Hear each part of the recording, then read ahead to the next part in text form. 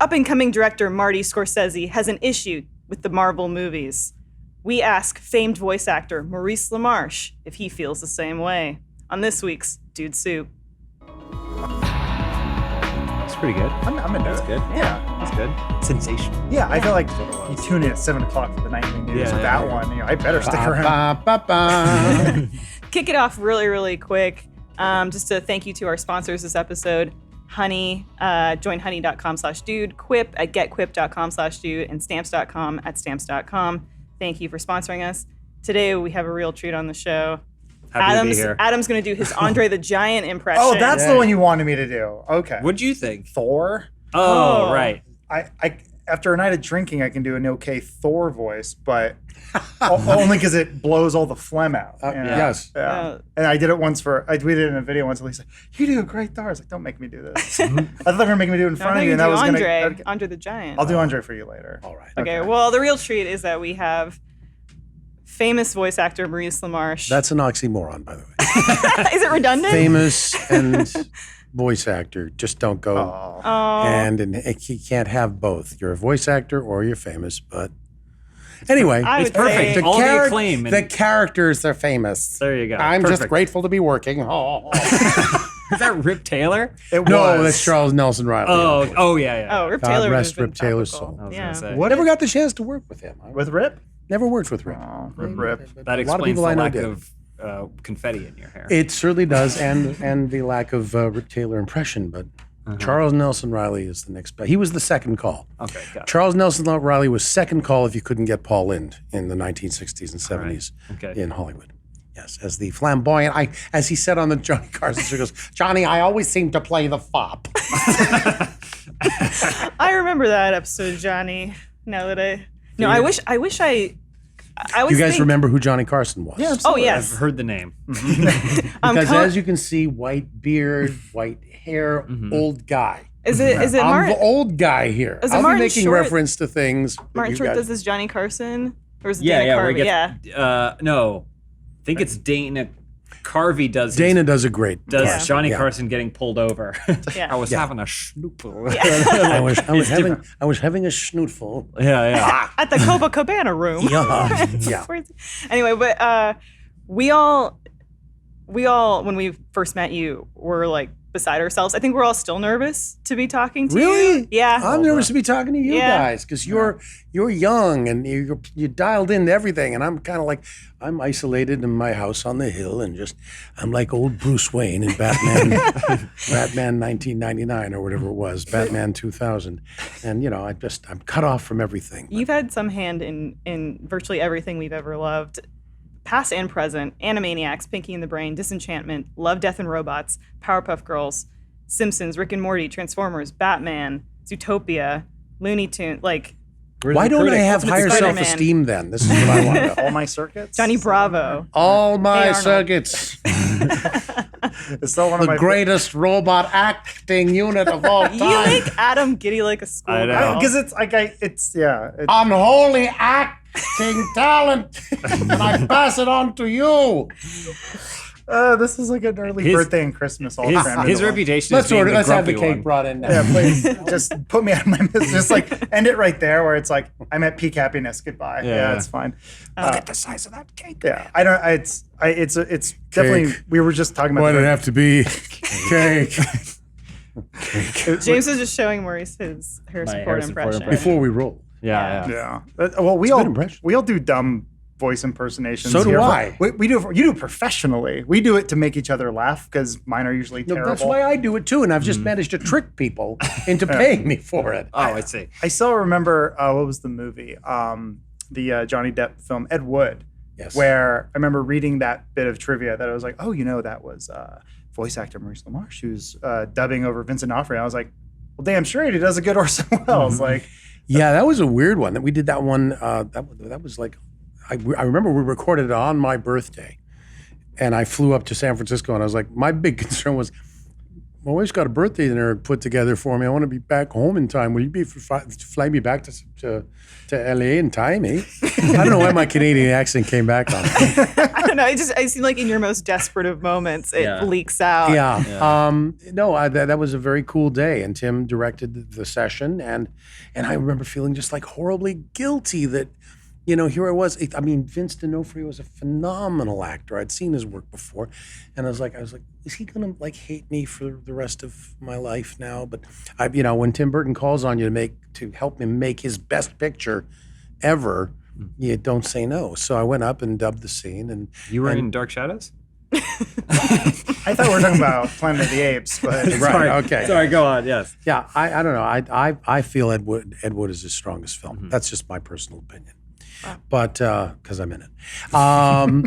But that scene, I felt the presence was off on The Voice. Tim, if you're watching, he's not. But that's just me I'm always critical of myself. I met Vincent just 2 years ago finally, and he didn't punch me out and said, together we make a great Orson Welles. But I am working on The Voice, and he wants to do another Orson Welles-based project. He's got his own Orson Welles film called 5 Minutes, Mr. Wells, that you can watch on YouTube that he produced by himself, and he does an excellent job. It's phenomenal. His physicalization of the character. I wonder if he would be so inclined to do that if you hadn't dubbed his voice.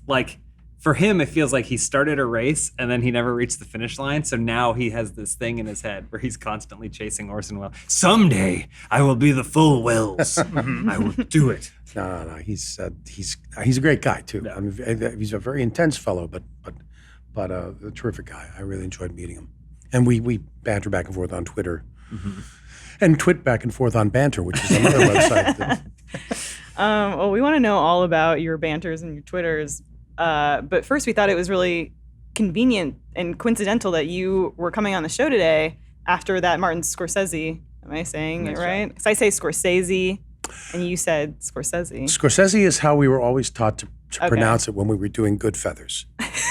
What a statement! I said that with such seriousness, didn't I? Yes, you remember the iconic Goodfeathers, don't you? Animaniacs. From Animaniacs, which it's so funny that Scorsese is kind of got this take on the Marvel universe. And listen, fine if they're not your cup of tea. Not every movie is everybody's cup of tea.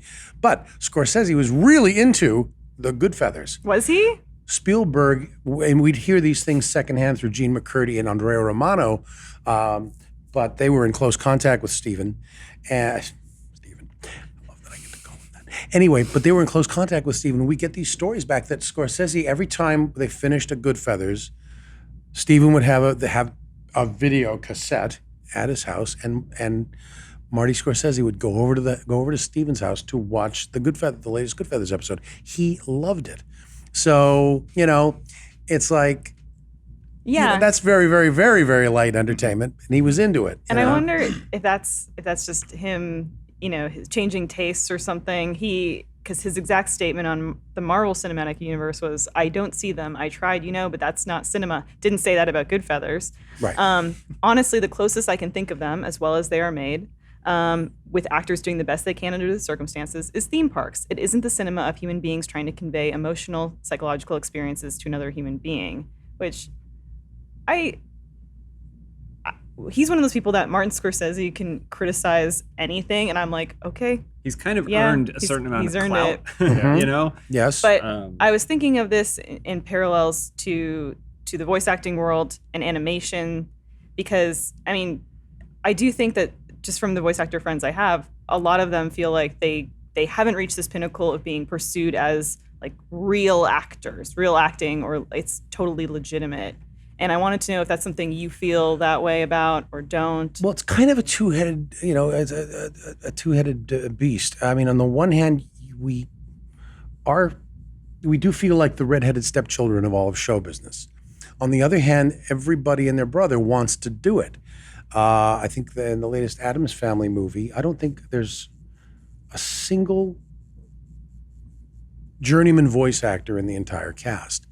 And it's all celebrities. It's totally cast with celebrities. And they've got a SAG card and I've got a SAG-AFTRA card. And I've got a SAG-AFTRA card, and we're all equally valid, in terms of we our right to do it. Everybody's got a right to work, but you can't look smolderingly into a microphone and have that read as good acting, So you've really got to put it all here.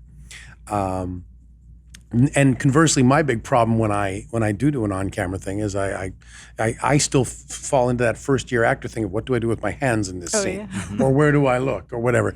But wall me off in a room with foam egg carton on the walls, and I'm great. I'm golden. Just let me go. Give me 10 roles you want me to play, all talking to each other. Fantastic, roll.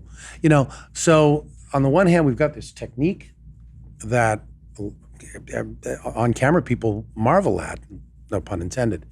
I remember working with Ernest Borgnine. This is a man who won an Oscar for a movie called Marty, and went on to McHale's Navy, but a tremendous actor. And he played Brain's father in an episode of Pinky and the Brain.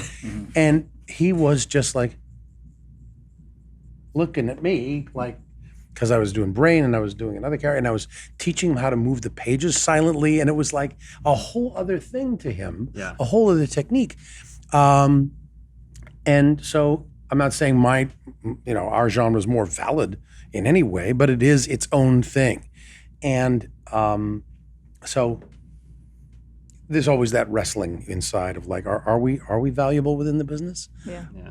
We think about that too in terms of what we do. There's a certain thing that I've realized, because you saying the redheaded stepchild of entertainment, we that's not post-racial, is it? No, it's okay. That's good. We're not going after the redheads now, right? No, they're fine. Okay, good. We can still.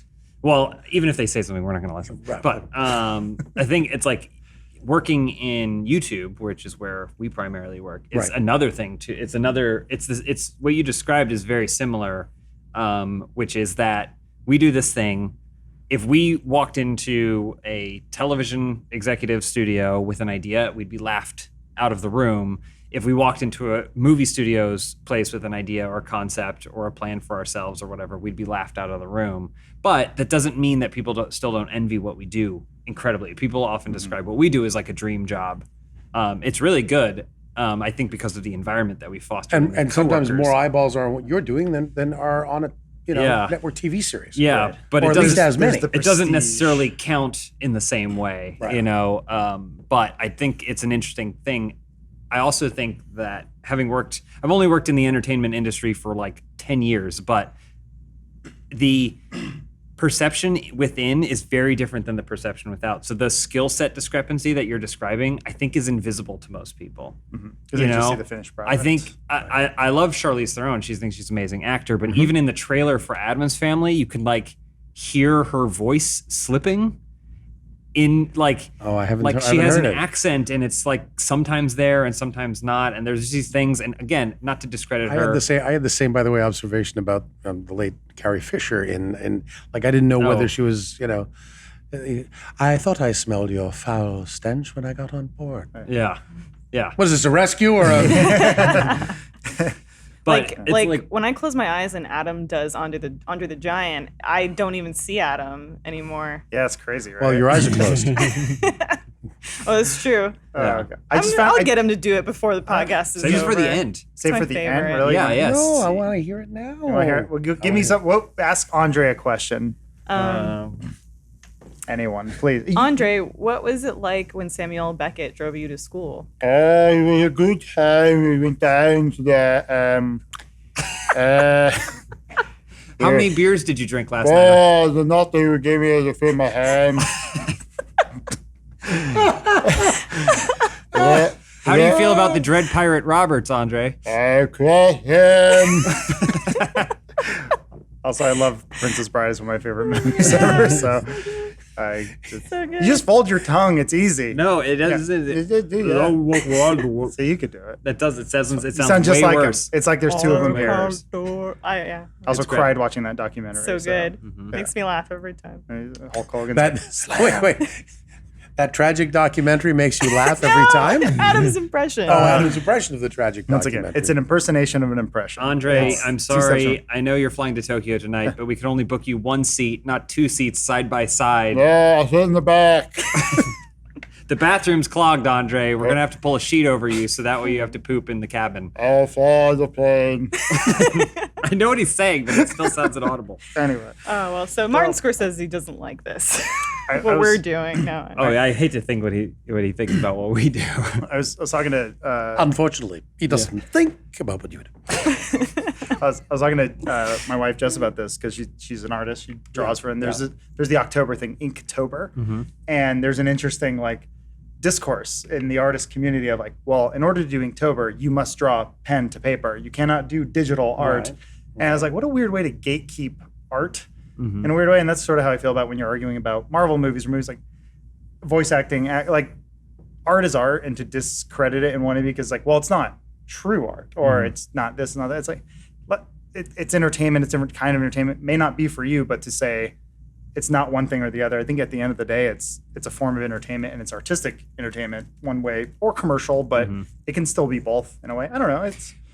I shed a tear when Peter Parker got turned into Pepper, or sorry, that's a reference for Elise. Paul F. Tompkins. Yeah, sorry, but yeah, it's like I think you can still have an emotional connection to these things. It just takes 10 movies instead of it all being crammed into a 3.5 hour epic. I also think sometimes when you get someone like him, he has such a reputation. He only thinks of himself as an individual, a human being who goes through life, who probably, if you asked him, how you're a really great director, he goes, like kind of everyone at this table, when you compliment them, like, I don't know. He probably is aware of his reputation, but to him, he's still an individual. So when he says something and it's his opinion, people are like, well, this must be, he's treating this as though it's gospel for the entire world of entertainment, which probably isn't what he intends.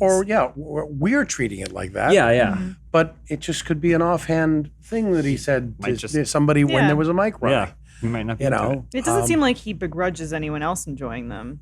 no, He just personally, they're not his cup of tea. they're not his cup of tea. There's also a whole when you're He likes in good feathers.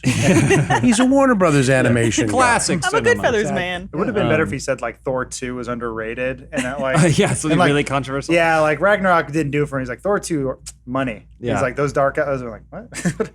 Yeah. Yeah. I feel like maybe I don't know, it's a different situation. I feel like we're treating it as a big thing. To him, he's like, I'm just spouting my opinion. I also think there's a being within the world aspect of it where he's probably had meetings with some of the same people who are making the business decisions. Because a lot of these Marvel movies, for as good as I think they are also business decisions. Like they're trying to build an ATM and then extract money from it, and that's part of the impetus. I don't know that when he was making Taxi Driver, he was thinking, how is this going to get me rich for the next 40 years? That's the huge difference between the industry then and the industry now. Though. Yeah. People actually made movies to express themselves. And now everything is, okay, well, how much profit are we going to make on this? It's a sausage factory. Yeah. I do think we are lucky with the Marvel movies specifically, though, that we at least have people at the helm that still want to get emotional investment in the characters and payoff. And, seeing Captain America pick up that hammer is the culmination of 20-something movies. But, like, I felt emotional more so than when Oh, you haven't seen it yet? Oh, okay. Oh, well, that's okay. it's okay. Yeah. Now I don't have to. Spoiler, there's a hammer. Yeah. And there's a captain, and John Henry shows He's up. He's Captain Hammer. He picks Captain it up. Hammer. Yes. When Captain Hammer throws his mighty shield. 1960s reference again for the 7 people over 60 watching the show. Yeah. Got that. Yeah. Did you guys ever see even a YouTube clip of the 1960s Marvel, the stop motion Marvel? No. They weren't even stop motion. They'd have a frame of a John Romita rendering, and then they just pan the camera over it, and they just draw the lips moving like that. Okay. And it was just the most. Minimal. The animation, most minimal animation possible, and they might slide one cell over another as the shield came into view, and just as it made contact, and that's that's the Marvel entertainment I grew up with. So they've watered it, they've really exposed it to sunlight, and now we basically got other cartoons now. Yeah. Because those things are 50% CGI, which is just really, really, really sophisticated animation. Yeah. Has that been, because you've been on the upswing of animation, because you've been doing animation since the 80s, right? Yeah, I would say, well, the first thing I ever did was in 1979. Was a Canadian company called Nelvana Films. And their second special was called Easter Fever, and it was a roast of the Easter Bunny. And Garrett Morris played the Easter Bunny. John Candy, Catherine O'Hara, and Joe Flaherty from SCTV SCTV from Second City were all in it. And I mean, they were older than me. I was only 19, but I was 21. And they were all starting their careers. I was like literally just wet behind the ears, and I couldn't believe I was working with them even then, because they were the ones from SCTV, and they've all gone on to big cinematic success. But I started working regularly in 1985.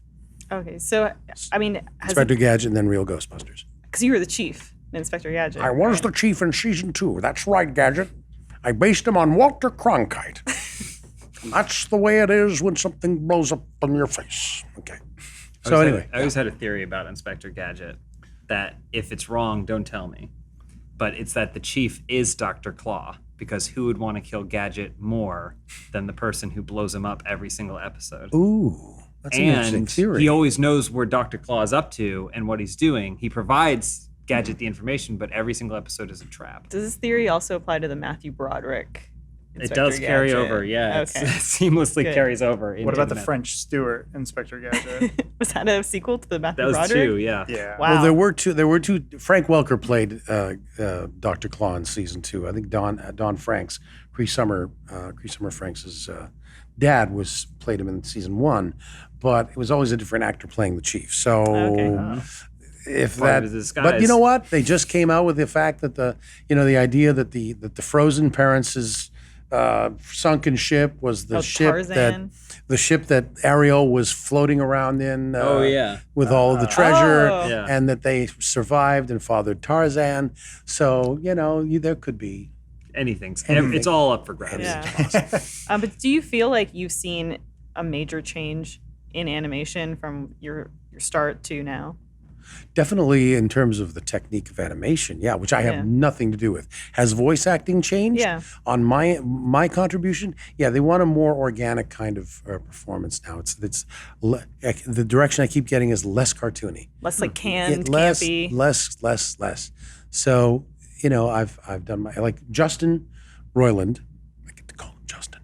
And so does everybody because, his name, but Justin Roiland constantly just do it real, just do it really real. So whenever I do, he likes me for like generals and presidents of other dimensions and things like that, authority figures. But that's kind of where like my placement is now. I'm 61 years old, so but he doesn't want me to do anything big with any of the characters. Even if you're a monster, you've got a regular voice, and it serves the comedy really well. Because everything in it is this understatement, and then bizarre thing. When that alien president goes, gentlemen, when the universe is collapsing and the president goes, gentlemen, there's a solution you're not seeing. Boom, and he blows his head off.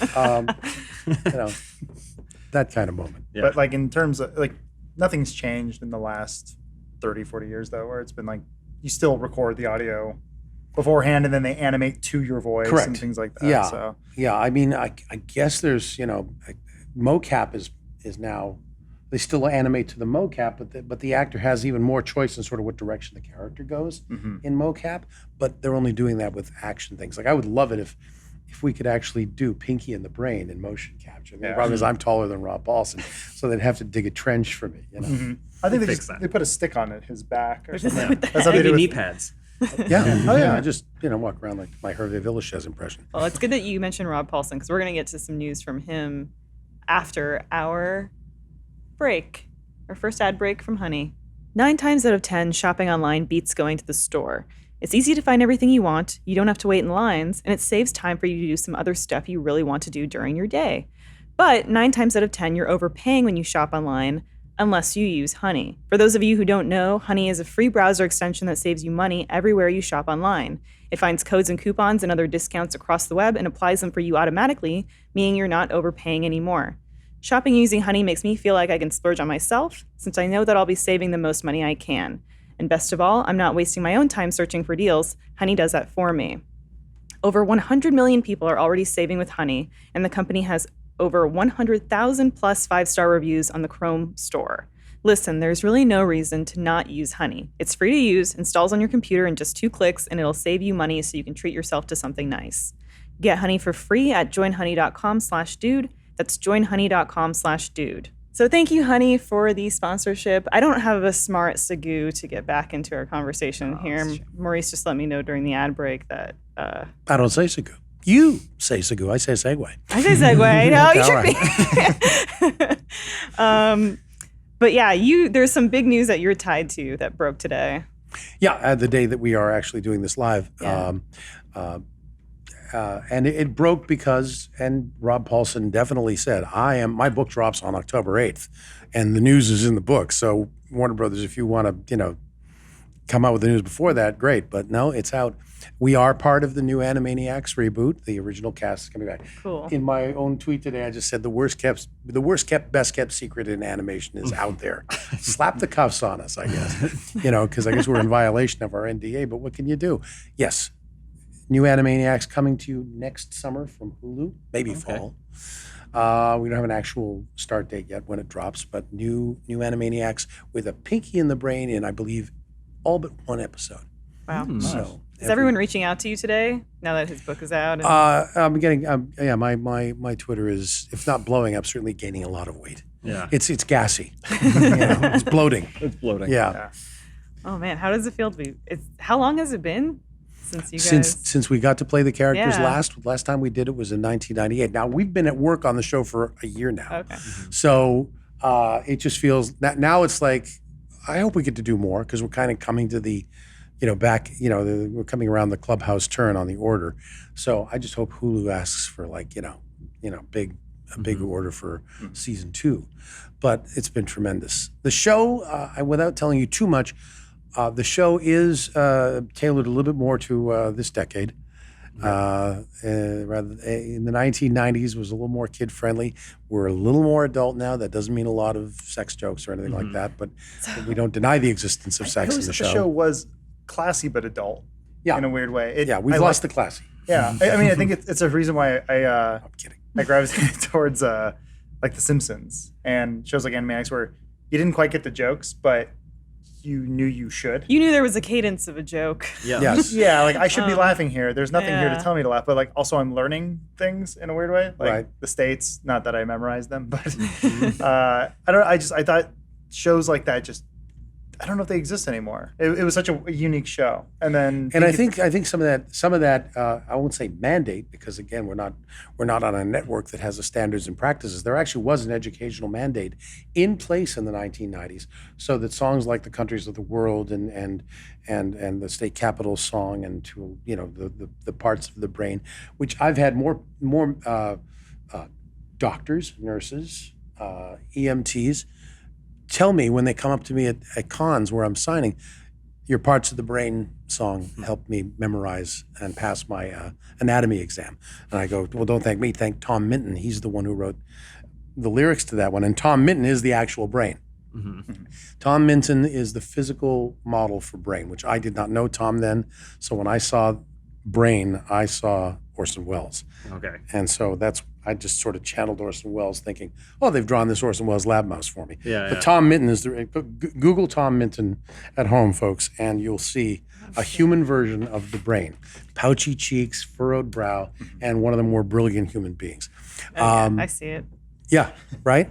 So we always talk about your Orson Welles character here, to the critic. we will play. Thankfully, there's a montage of all the Orson Welles moments. Yes, rosebud, frozen peas, full of country goodness and green penis. Wait, that's terrible. I can't believe I said that. I'm leaving. All right, just a handful for the road. Oh, wow. Oh, what luck. I found a French fry in my beard. But it was, Yeah. $20, please. Who gets paid for the residuals on Like, that? I mean, as a kid though, that was my introduction to Orson Welles. Yeah, there's And- Tom. Yeah. There's Tom, and there that side view of Tom. Next one that's over. Brain, definitely. Yeah. He He is, that's basically what they used for the model sheet for Brain. This one right here, and again, he is a brilliant guy, but his actual speaking voice is very monotonous. He speaks very quickly and in a monotone. I don't know if that would have flied for the show. Yeah. Flied? Did I just say flied? Okay. Yeah. Same thing we do every night. Pinky, take over the world. Well, I mean, that was one of my favorite things about Animaniacs was that in all those shows of the 90s where they just they're like, whatever. If we draw it like a cartoon, kids will watch it. Mm-hmm. And then we can go from there, we can go wherever we want to. We can reference directors that they have no frame of reference for. Steven Spielberg can be an actual character drawn in the show. Even the Steven Spielberg thing, I remember thinking oh, okay, the Jurassic Park guy. Yeah. You don't know E.T. his... When you're a kid, you don't have your director's list of people course, or whatever, but yeah. you're like, oh, okay, this is a guy who's part of big things, but he's also making a cartoon for me. That's interesting. Yeah. But I never regretted any of that. I've talked about it before. I do feel like sometimes people make things and then they're like, all right, we're working on this thing. Now, how do we make it for kids? And I don't think you ever need that step. I think if you make something and then you just make it, it will find its audience. Detective Pikachu was a movie that came out, which I cited as a perfect example. I'm aware of Detective Pikachu. I'm not that old. So they let me watch it at the nursing home. Oh, yeah. They wheel the TV. But I was like, oh, this would have been like a really good noir story, except every moment it felt like they stopped and they said, well, we have to consider that children will be watching. So how do we explain this moment or this sequence to them as they're going into it? But I never felt like things were explained to me. And maybe that explains a lot. You weren't raised on Dora the Explorer, where they literally explain. Well, that's like toddler everything. level television, which I kind of understand, but so The goal with Animaniacs was to just make a show that the adults would want to watch with the kids. So they wrote to adults. They wrote to adults. They just never crossed the line of inappropriateness.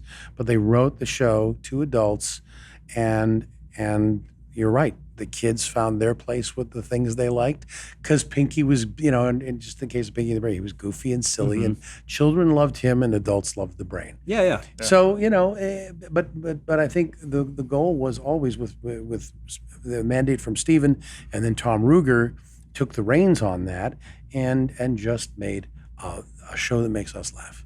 We, the adults that are performing in it and writing it and all of that. Yeah. So that's the simple story. And now it is again a show that makes us laugh. And Wellesley Wild is the new showrunner, and he comes from the Seth MacFarlane camp.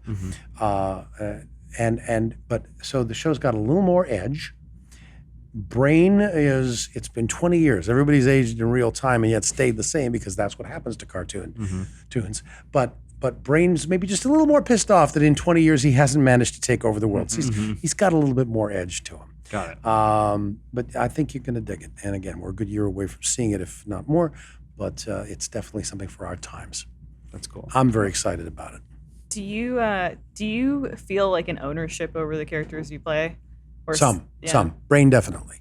Yeah. There was a little while there where we weren't sure when the announcement was made they were going to reboot the show, but we didn't get any offers. Our agents' phones weren't ringing yet. Yeah. And we thought, are they going to celeb recast on this thing? Because I was like, I own Brain, even though I don't legally own Brain.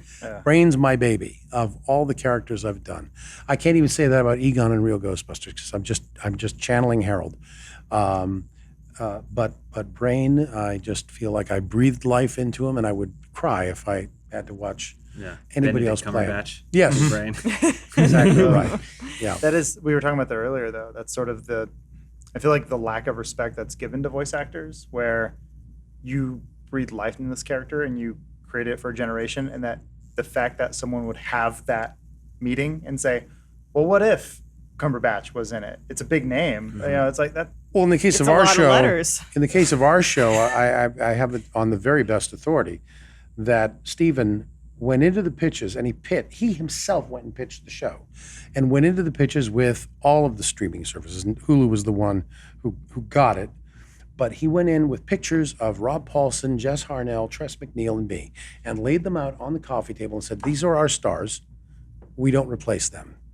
Everything else that we do in Animaniacs, and there are a whole bunch of new segments. I'm sorry, Good Feathers is not one of them. I know. I love that. I love playing Ray Liotta. I actually met Ray Liotta about a week before we were to record the first one, and I actually was like next to him in a booth. He had the next booth over at a little place in the valley called Mistral, and he leaned over and said, "Are you guys finished? Do you mind if my date and I smoke?" Because in those days you could smoke in a restaurant. I said, "No problem." And there like, so it was like so sweet. He was such a nice guy. But as I'm leaning in, I'm going, okay, all right, I'm silering his voice into my brain. Even that's a 10-year-old reference now, Siler. But I know, I've seen it. It's coming back. It's gone. It's coming back. It's gone, and it can't come back again, unfortunately. But we were. Where was I going with this? I do this in therapy all the time. Good Feathers, Animaniacs, Spielberg pitched you guys himself. Spielberg, that's right. To watch the. I mean, I used to joke that if they made Pinky and the Brain the movie, it would be Peter Dinklage and Russell Brand. And then I'd have to kill myself. It's not bad casting. They could do the mocap, but I just don't see the voices. Yeah, I know. And it's just, I'm so thrilled that it's Rob Paulson and me. Yeah. Because we've been dreaming about this for years. We've guys been are on the really concert. good friends. We became really good Yeah. friends. We're good friends. We played good friends on TV and became really good friends, and in life. And I mean, I loved the guy from the moment I met him because we both got Peter Cook and Dudley Moore, the Derek and Clive tapes, which are these underground tapes, which is language that we can't even do on the internet. Will break if we do the sketch they're most well known for. But we could finish each other's Python sketches, and so we just it was a bromance from the start, but we've just gotten closer over the years. So now we really are extremely dear friends, and it's great. And there's a lot of in Rob's book that touches on our friendship. So it's called Voice Lessons. It's a lovely book.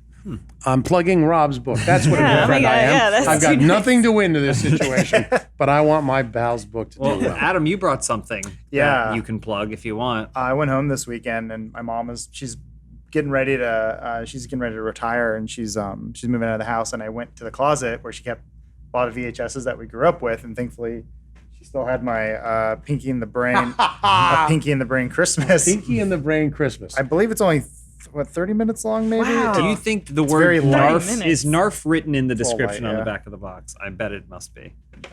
It's a little light, yeah. of I'm a not sure if Narf it Christmas. plays anymore.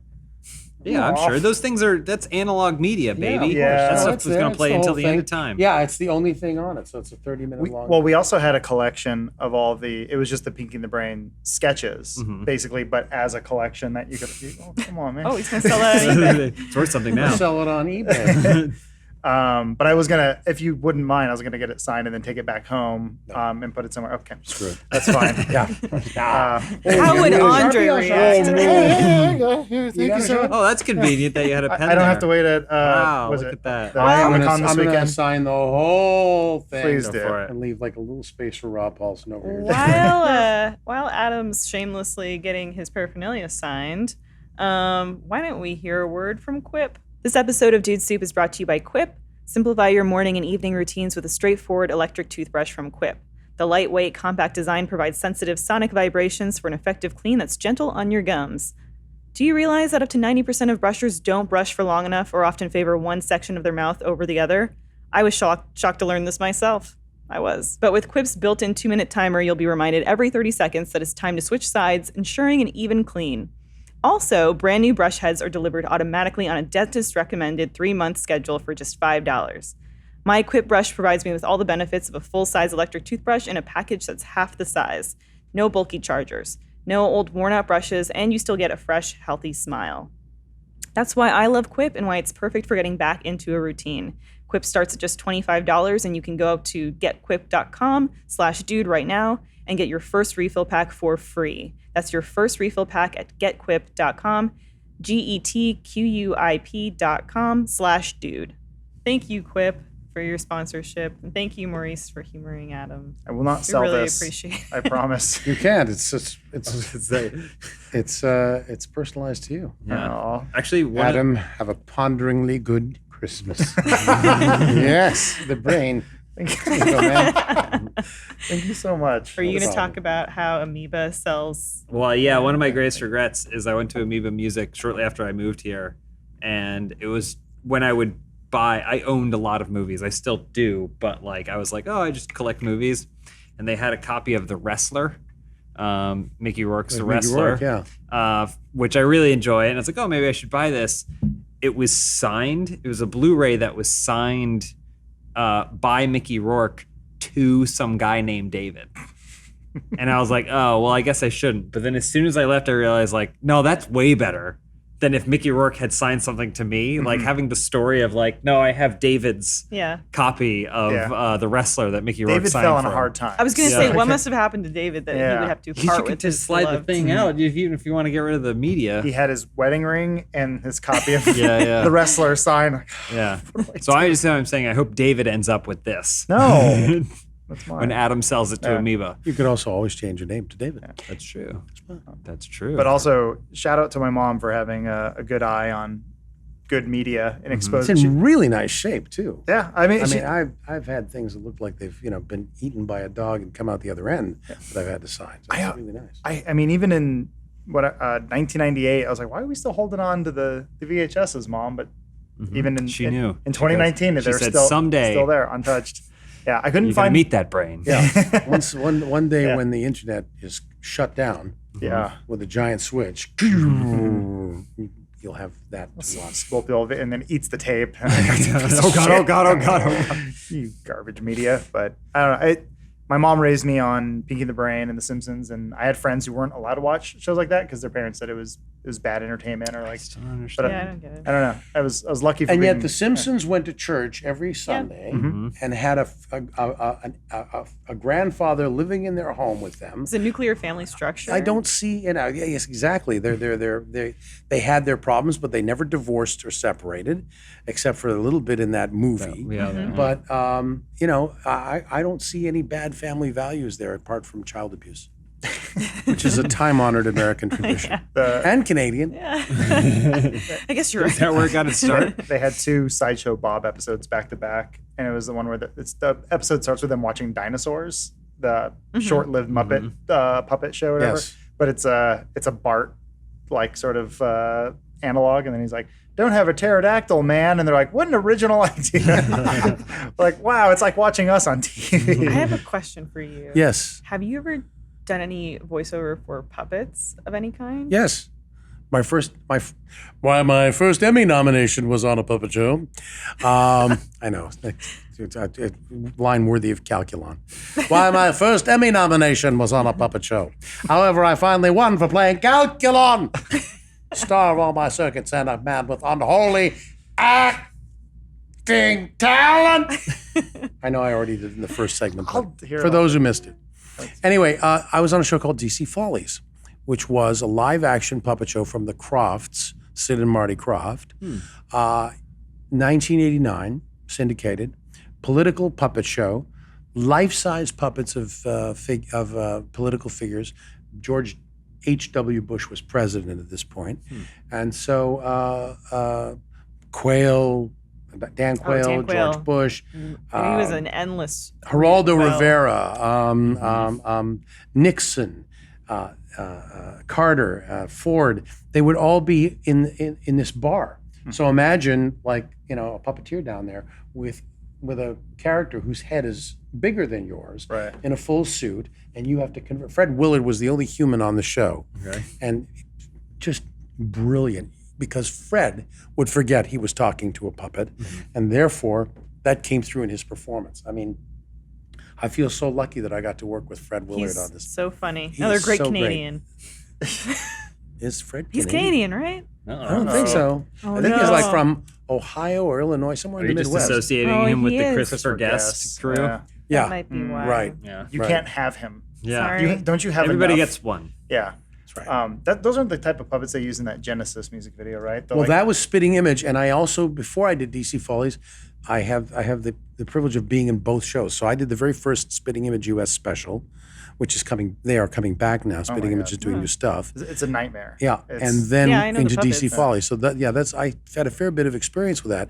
And when I got the nomination, I got it along with the 5 puppeteers who worked the puppets I worked on. So it was a joint nomination. Yeah. So because we had a melded performance, because we went live to tape. We didn't pre-record and then they learned the movements. It was a symbiotic thing. So I was always watching the puppets' mouths. The puppeteers had half their one eye on their monitors, and they wore these giant television sets. And today they're all in traction. And then looking over at the voice actors table, it was me, John Rourke, and Louise Duarte. Wow. So yeah, puppets are kind of their own animal. Yeah. Cool. I just wanted to know personal. I love puppets. Yeah. We watched. Have you seen the new Dark Crystal? I've not. I've got a couple of friends. Victor Yared, who's the lead puppeteer in that company, is a good friend of mine. And of course, Hamill's got a voice in there, and a couple of other my pals. I think before we started recording, you were telling us that Mark Hamill has a great Harrison Ford. Oh yeah. Mark's got the best Harrison Ford. No offense. That's okay. I'm working on it. Yeah, I'm yeah. young. You'll get that. I have plenty of time. Let's do it together. Snakes. Snakes. Why did it have to be snakes? Snakes. Something about his voice. It's weird to think of halfway Mark to Jimmy Hamill Stewart. as a voice actor. But Mark is an incredible Yeah, he's voice so actor good. and did voice acting before Star Wars. Oh. I think he was on Jabberjaws, if I'm not mistaken. Mark really honors this craft, and did voice acting while he was making the Star Wars movies. He plays my brother on a wonderful kids show that I do called Transformers Rescue Bots, which is really geared to 3 to 8 year olds, and Mark came back during Star Wars.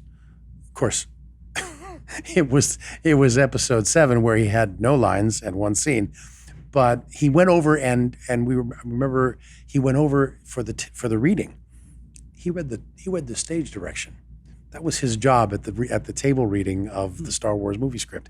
He read the stage direction. He didn't have a single line in the movie, but he came back and he told us it was because Harrison Ford broke his foot, but he really had nothing to do. So he came back to America. But he had to tell us that it was because Harrison broke his foot, because otherwise we might catch on that, Luke's barely in the first film. So he came back and did an episode of our show. And, he's just always been a guy who can do this. It's not, and he really disappears into characters. His Joker is amazing. And he's probably logged more hours as the Joker than any other actor, including Cesar Romero. It's brilliant. It's malevolent and it's hilarious. And He's done it across other mediums too. Sure. He's in the video game. he's in Arkham with me. Yeah, that's right. Where you are. He's in Mr. Arkham with Freeze. me. Yeah. I'm still- lucky to be in Arkham with him and Kevin. Yeah, I get to play Freeze. Probably still the best. I know you didn't have anything to do with this part, but it's the best boss fight, I think, in almost any That's video what everybody game. tells me. It's because the character learns from the way you have to hit him, I think, 3 times or something like that. But like every time you do something, it's like you did the voice, but it's like I do the voice, but I didn't But program he the says, game. he says something like, "I'll remember that," and you're like, "Oh, damn it." I'll remember that, Batman. So good. You are in my world now. You will bring me Nora, or you will die. See, but when I play a video game, like my character just does jumps, kicks, and then turns around. And goes, I have no aptitude for this. My son is a tremendous gamer. I just voice the damn thing. Has there ever been a point, like, you have such a tremendous voice acting career, but has there ever been a point where you're like, not calling it illegitimate, but like feeling like you wish that you broke out to be doing more on-camera stuff? I think last Tuesday was the day where I didn't feel that way. Okay. Yeah, my whole life has been that. Yeah, I mean, yeah. for me, I started as a stand-up comic, and every comic wants there to be the show based on their life. Maurice Feld or Everybody Loves Mo or, I don't think that's how it works, but yeah. the LaMarche show, whatever it is. And so that was it was in my head. That was my dream when I was doing stand-up comedy. One day I'm gonna have a sitcom and it's gonna be a show about me, and things happen, and you go through the open doors, and voice acting opened up for me at a time when everything else fell to Can I curse on this show? Oh yeah, Yes, you already please have, do, in but fact. I think I said fuh. And then went, I don't know if I can curse on your show. Yeah, you can. oh yeah, absolutely. Okay, I finished it. The fuck I started back in the second segment. I just finished it up. So everything fell to shit in my life. The short story of that is my father was murdered, and I spiraled. Well, off camera, you've told us many a heady story. Yeah. Yeah. But I could still pull it together to do voiceover work, which is not to say that maybe I couldn't. It's not to say like, well, yeah, it's only voiceover work. I can go in loaded to do voiceover. But I did. I went down the tubes and drugs and alcohol. Got sober in 1989, by the way. So you have to worry. I'm cool now. Okay. Right. I'm not going to punch anybody out. Well, it sounds like you're less cool. Yeah, I know. We have security on standby by the door. So, but I mean, the voice acting still worked for me, and people were kind enough to leave the door open, even though I was coming in loaded out of my tree doing Real Ghostbusters. So. Grab up those Real Ghostbusters box set, folks, and see if you can tell which episodes I was coked out of my brain for. Yeah, I was coming listen for in. nasal Egon. I don't know, Peter. Did you say I was coming in loaded out of my tree to do Real Ghostbusters? Yeah, I'm sorry. I was loaded through a lot of Real That's a perfect Ghostbusters. statement. Yeah. Yep. That's one of the now funniest. it can be told. That's one of the funniest statements. I know. It's sad. I've heard this from other actors. I've talked to Elise about this before, but a lot of people feel more comfortable playing someone else. Is that something you ever felt like you were doing? It was more comfortable just becoming another character? Always. Yeah. Always. Sometimes I think that like when the you that you look at in the mirror is not the you that you like, it's easier to disappear and Oh, I like me fine. And it's taken 30 years Yeah. of therapy to like me just fine. Do I love me? No, but I like me as a friend. Yeah. So, but as a comedian and as an impressionist and as a mimic, yeah, I truly, especially as I started doing them when I was in junior high school, I truly wanted to disappear into the characters. I thought, I'm not enough. Let me be that entertaining detective from the 1970s TV show Columbo, Whose name I forget. Peter Falk. Peter Falk. No, it was Columbo is his name. Yes. Oh. You always go, you go, the grandfather from Princess Bride. He's a detective in this other show without the mustache. I always thought that was the city. He's a friend in of which that it took giant place. guy. How did he sound like? I can't do Carrie Elwes. I'm sorry. It sounds So like the making fun of giant puts Carrie Elwes on his shoulder. And when he takes him away, he says, I don't understand. Hold on. What? I don't understand why, if you're just doing the voice, you got to do the eye too. it doesn't work if I don't. Because the eye is connected to a certain number of tendons that run down and into my throat and or past my jawline, and it pulls that thing up so that I can talk like this. Because I'm Eyes. acting. Why does it have to be eyes? I don't know. I'll do the Sean Connery impression times. I should talk about shut of my mouth. Like, Well, that's at least a mouth shape. that's just a Yeah. tick. I don't know. Yeah. Not that I'm. I don't know why I have to. Let me teach you something about impressions, guys. It's because it's acting, right? Like, It is. you're It's trying to a embody. technique thing, Yeah. How did we get on? I don't know. Is there someone that you've ever wanted to impersonate that you don't feel like you can confidently, or just haven't really had the time to work on? Like, is there a dream impersonation?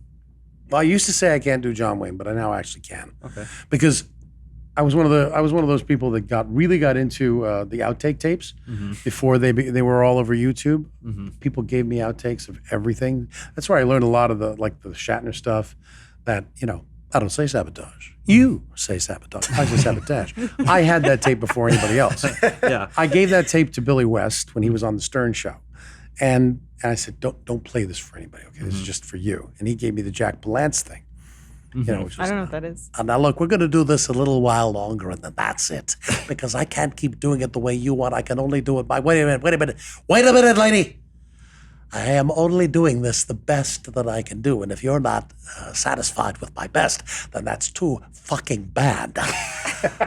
But we're going to have to reach a solution or a resolution very soon. You can't keep telling me what you think is the better thing, because I don't even know who the hell you are.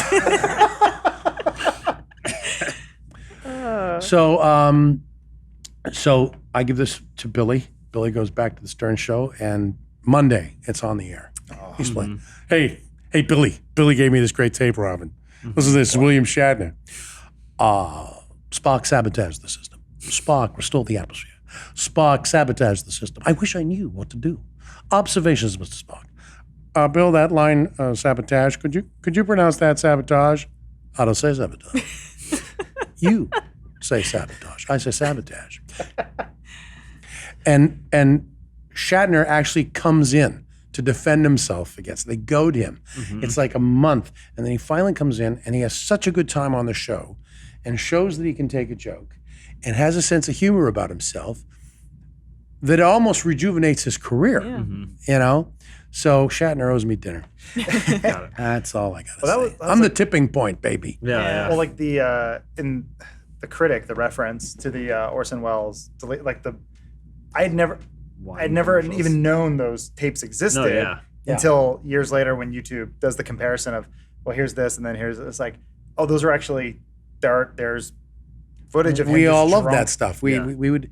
Recording engineers were the people that are really responsible for that. They're the ones that they traded in this stuff, the outtakes, and so they would share them with, you know, I mean, the character of Moe and the phone calls that Moe's bar got are based on the red tube tapes, which were things that recording engineers would dub and circulate amongst actors and producers and directors just for laughs. And then all of a sudden it becomes this iconic thing on The Simpsons, you know.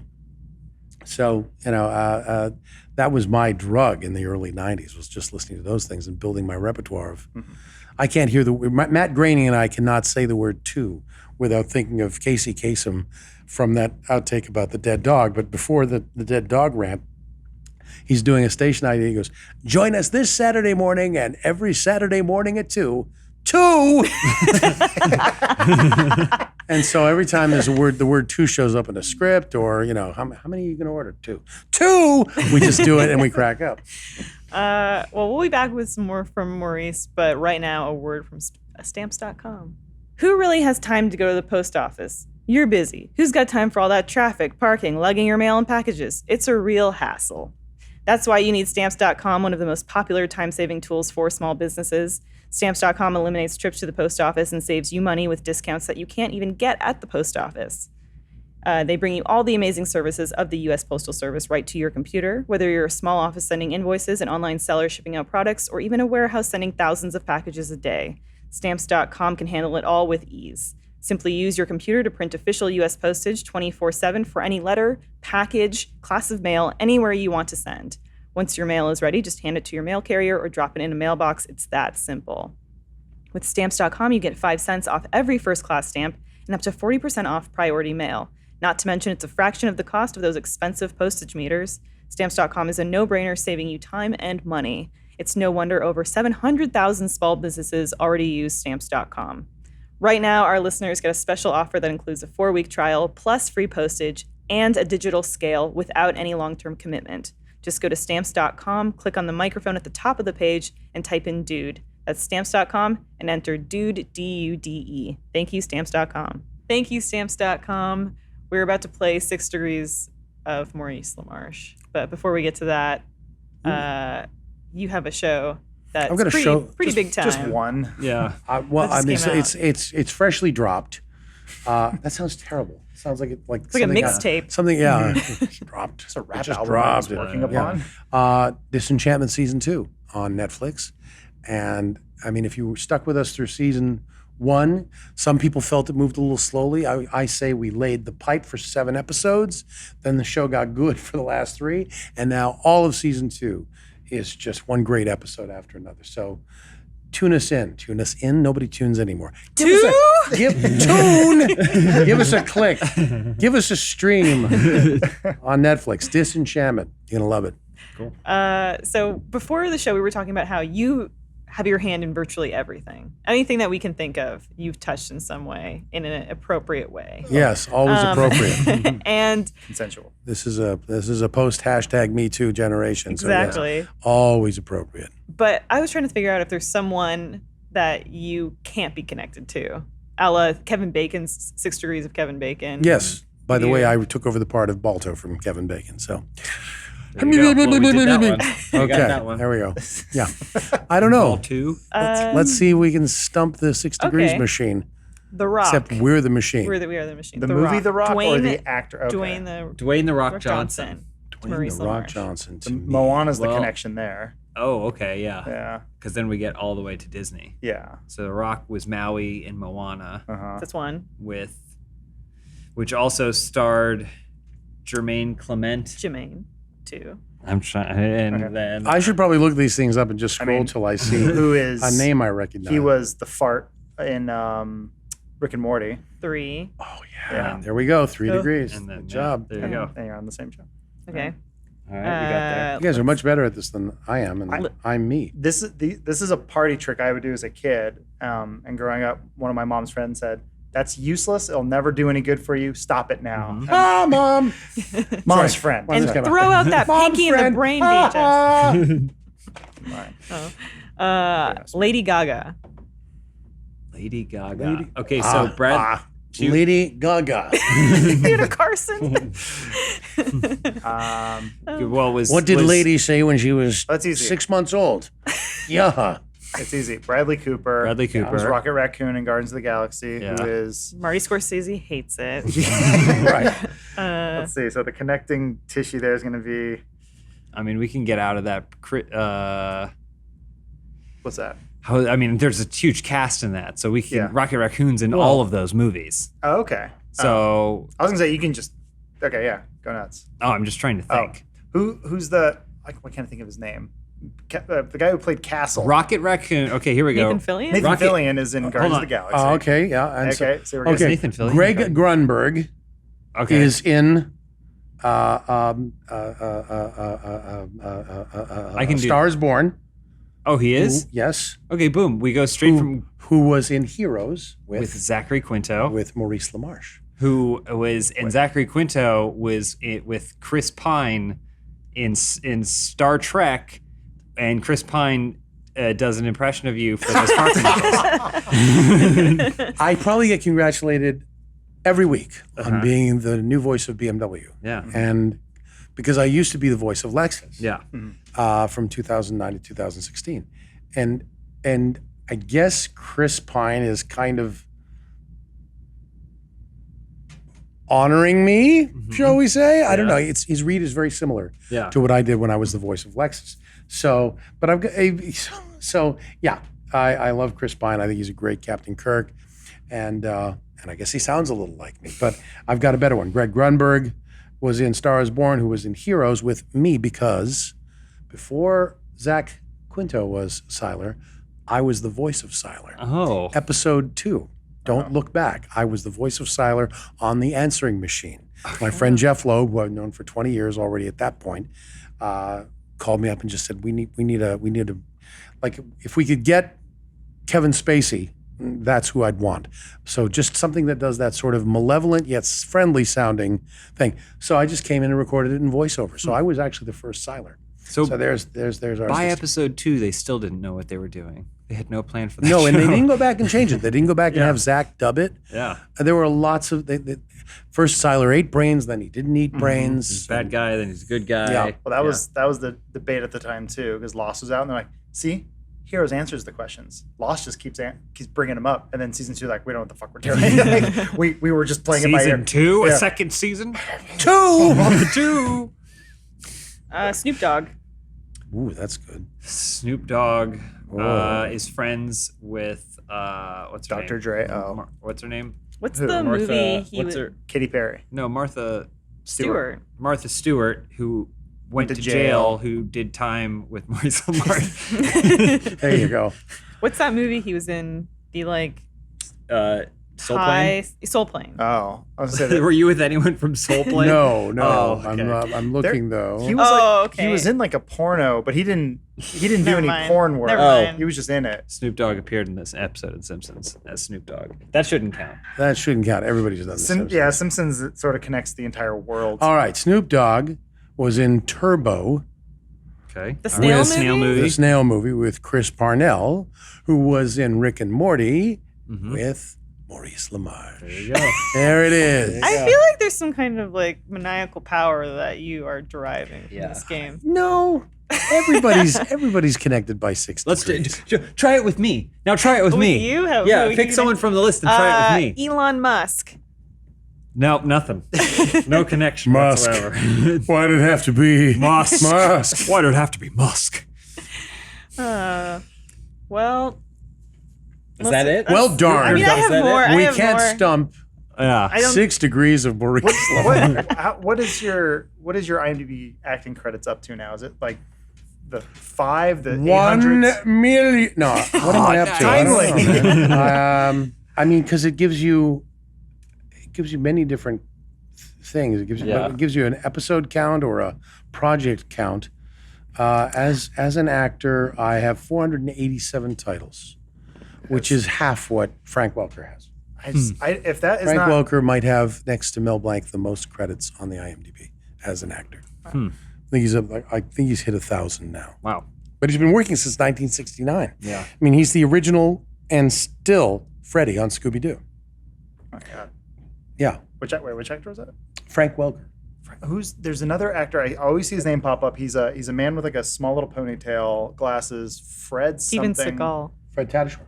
Yes, he's literally in everything. He is. Like any video game credits, any movie. It's his name. I love shows up Fred. everywhere. I love Fred. I'll be appearing with Fred this weekend at LA Comic Con or Comic Con LA. What are we calling it now? It's I LA. think it's LA Comic LA Con. Comic know, Con. actually. We're doing like whose voice is it anyway? Oh. It'll be an improv voiceover show. So Freddie and Fred. I played Yosemite Sam probably 90% of the time since Mel died, and then I actually took a step back from the character for this new Looney Tunes show because it was really starting to, rip my voice to shreds, and there was no way that we couldn't make any compromises. I was asking to record before the weekend so I could recover. They couldn't accommodate me on that. I understand. So Freddie took over the part of Yosemite Sam. So we actually might do a little dueling Yosemite Sams this weekend. So Fred Tatasciore, yeah, great voice talent. I just saying if His that's father used to produce the night show. it's I don't know if anyone's takeaway I think from the show should be is give some respect to your fellow voice actors. They're worthy of your time. They're Even if we do have low self-esteem. Well, thank you so much for coming on. And doing Oh, this thanks for show. having me, man. I mean, It's- this has been fun. It's been a pure. I've delight forgotten for us. at various times that we're actually doing something for cameras, Yeah. Yeah. So it's just been a great conversation. So thanks for having me. No, on. thanks for coming in. Please. Yes, It's thank been you. fun. Look how big he's smiling. He's known as the grumpy one, but look how big he's smiling. You can see his teeth. That never happens. I've worked my first job in Hollywood was working in television, and a lot of it was booking talent and like actors and stuff for a TV show to be a guest star. I only ever get giddy around voice actors because I think I have an affinity for them because there's just something about it that just feels so much more pure. So I love your work. I love what you do, and Thank you. it's always amazing when I think yeah. because you met me as a child, and I think that's true of most of the young adults I meet now. They encountered me in their childhood, and that's when magic's possible. And when like for me, the very first voice actor I ever met was Paul Soles. Who's Paul Soles? You say? He was the original Spider-Man in the 1966 Spider-Man. And I did an industrial show with him in like 1979. I was just, as I said, just starting out, and I was doing, stage and on-camera acting at the time. And we did this show for Jaguar. This is the Jaguar sales meeting at a resort in Northern Ontario. And we were being paid. It was the most money I'd ever seen for any one thing in my life. And Paul was an established Canadian character actor, and I'm like 5 days into the rehearsals with him, and I go, what else have you done? He goes, well, I was the voice of Spider-Man. Now, this guy looks like an accountant. And then I go, no, you weren't. He goes, Wallop and Web Snappers, I've got to go see J. Jonah Jameson. And I was like, all of a sudden, I was like, oh my God. Because I connected with him when I was 8. Yeah. So, and you connected with me when you were 8. Yeah. And so that's that magic time. And so it's a deeper bond. Yeah. Thank you for being magic. Why? You're welcome. There's supposed to be a Insert flower. something there. Yeah. I'll stay perfectly still. So put a pack of Smarties there or something. The Canadian I Smarties, was the gonna good say, ones. I hope you're talking about the That's good right. ones. That's right. Well, thank you again. Yeah. We have a quick plug for something of ours. We're just going to roll in here. We have a Oh. sketch comedy show coming out, and the trailer dropped today on Tuesday. So let's roll the trailer. Big it away, toys. Welcome, Tom. Thanks, Kenneth. I hope you're enjoying some of the dancing we're seeing here tonight.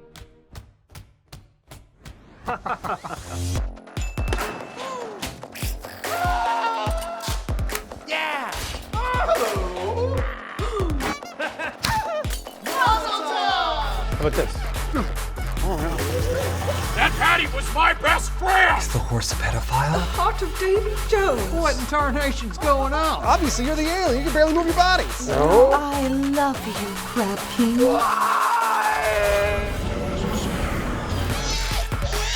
Give me that game, coach. I can still play. Sorry about your bloody pain. WebMD was right. I'm gonna die. I'll be in my dressing room, popping lewds and watching Cool Runnings too. We are canceling the apocalypse. Let's jerk that monster off!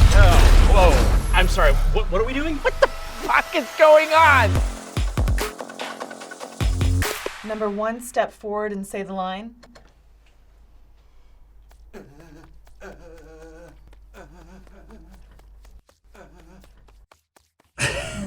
Not him. So you know how you have like that magic. That's what I'm saying. We have There's trauma. a magical time when you connect Yeah. with people. Like you, like when your schwanz is being completely pixelated You out. influenced kids a lot when their brains were very formative, Yes. and Yeah. just It's gonna we be were the same. absorbing it all. When we're, maybe when we're a little bit older, people are gonna come to us and knock us out. For I saying, remember Why that do you day. cause Yeah. me so much pain? Yes. That's the trailer for Arizona Circle coming October 23rd. That's Yeah. a full season of it, 7 episodes. That's neat. Yeah. It's not. Is all coming out at once or No, weekly. weekly. Okay. Yeah. Yeah. Some we live in a binge age. I know. So some people are like, Not yeah. like Disenchantment season 2, which dropped 10 episodes. 10 episodes. Right all the into same your time. TV. And pick up Rob Paulson's book. I mentioned it a lot. Voice lessons. Well, thanks so much, Maurice. We're gonna be at the Grove. Let me just say that. Rob and I are both going to be at the Grove, along with other celebrity guests, October 16th at the Barnes and Noble. Cool. A week from today, Yeah. Tuesday. Yeah, Cool. Awesome. Thank you so much. Yeah, thank you for coming in. you bet. Thanks, guys. Thanks. This was great. I'm playing Jenny Leclue, Detective Boo, which I've been waiting for a long time. I have wanted to play. Is it worth it? I really like it, but I also, again, like very like slow-paced puzzles. It's not an just- insult. It kind of reminds me a little bit of Night in the Woods, a little Okay. bit at Oh, first, yeah, yeah. but it's like it's just so beautiful looking, and it's like just